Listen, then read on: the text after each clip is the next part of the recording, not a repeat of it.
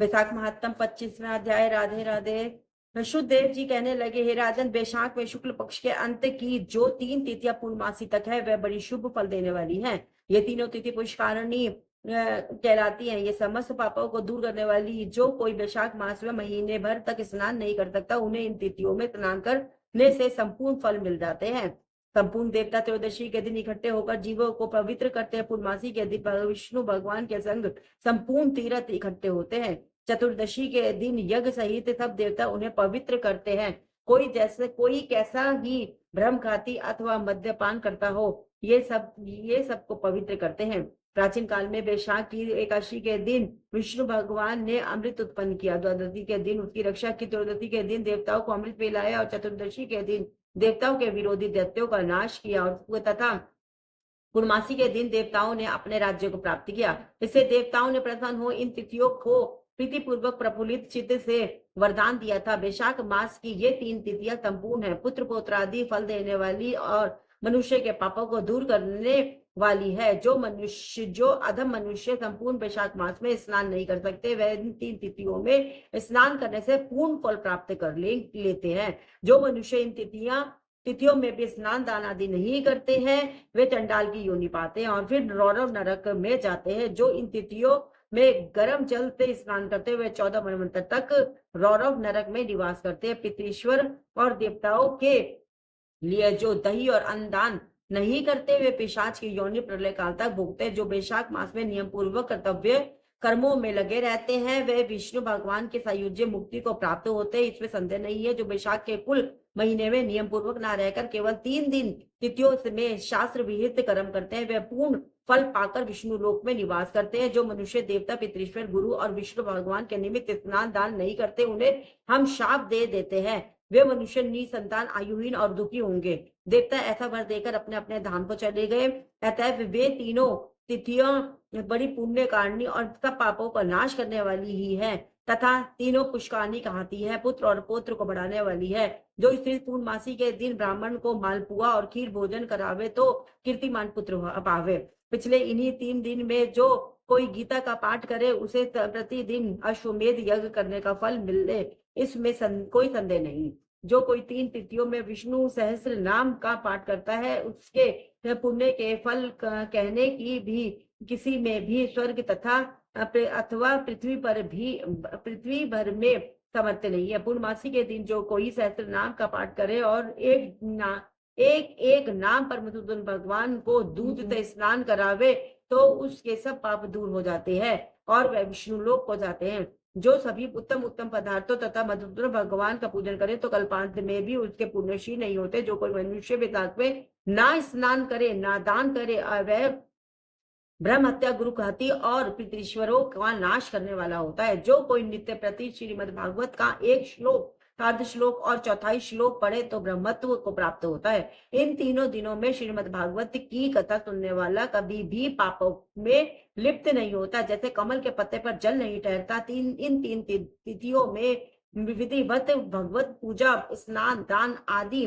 करने से बहुत से मनुष्य देवता हो गए, कितने ही सिद्ध बन गए और कितने ही ब्रह्म भाव को प्राप्त हुए हैं। ब्रह्म ज्ञानी अथवा प्रयागराज में मरने से मोक्ष मिलता है, अथवा वैशाख मास में नियम पूर्वक स्नान करने से मोक्ष मिलती है। वैशाख की पूर्णमासी के दिन स्नान करके नीले रंग का सान छोड़े तो समस्त बंधन से छूटकर धर्म, अर्थ, काम और मोक्ष प्राप्त होता है। जो गरीब कुटुंबी ब्राह्मण को दान देता है, वह अकाल मृत्यु से छूटकर परलोक में परम पद पाता है। जो मनुष्य वैशाख की पूर्णमासी को बिना स्नान दान किए बिना देते हैं, वह 100 जन्म तक कुत्ता की योनि में पड़कर विष्ठा के कीड़े होते हैं।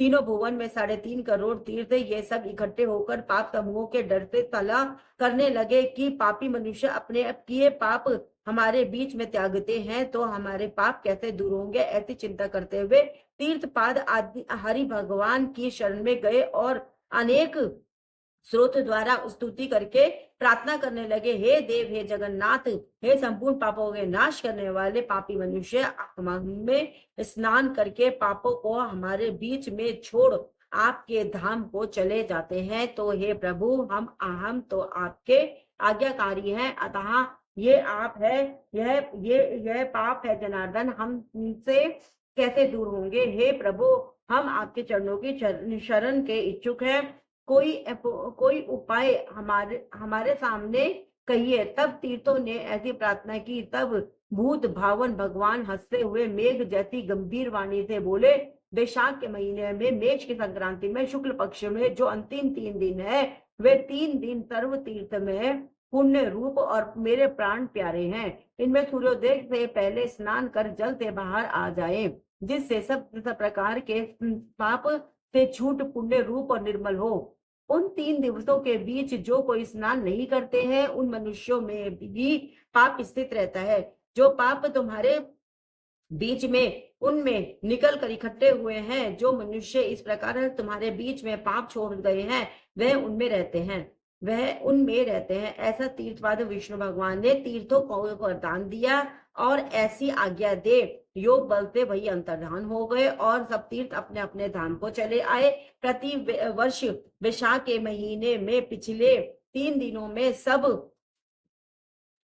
सब अपने अपने पापों को छोड़ निर्मल होते हैं। जो वैशाख के पिछले 3 दिनों में स्नान नहीं करते, उन्हीं के ऊपर सब भी मनुष्यों के पाप आ करके ठहर जाते हैं। इस प्रकार स्नान ना करने वाले मनुष्यों को तीर्थ शाप देते हैं, और जो कोई इन 3 दिनों में स्नान नहीं करता, उसके समान कोई पापी नहीं है। ऐसा पाप किसी भी शास्त्र में ना देखा ना सुना है। अतः पिछले 3 दिवस में स्नान, दान और मधुसूदन भगवान की पूजा ना करे तो उसके तुल्य कोई पाप नहीं। जो इन कर्मों को ना करे, वह 14 बनवंतर तक नरक में पड़ा है। इस प्रकार संपूर्ण वैशाख का महात्म्य महाबुद्धिमान श्रुतकीर्ति के आगे कहा हुआ, जैसे जैसे सुना या देखा तदनुसार ही माधव भास की कथा वर्णन की गई है। इस महात्म्य की पूरी रीति से वर्णन करने की सामर्थ्य तो ब्रह्म की भी नहीं है। पहले कैलाश के शिखर पर बैठकर पार्वती जी ने महादेव जी से पूछा, तब महादेव जी 100 वर्ष तक यही कथा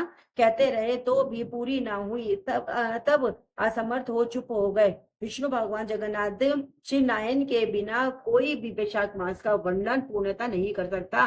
पहले सब ऋषियों ने मनुष्यों के हित कामना से थोड़ा थोड़ा वैशाख मास में वर्णन किया है, परंतु हे राजन, किसी ने अंत नहीं पाया। असमर्थ होकर सब बैठे रहे। तू वैशाख मास में दान आदि सत्कर्म कर, इनसे निश्चय ही मुक्ति मिलेगी।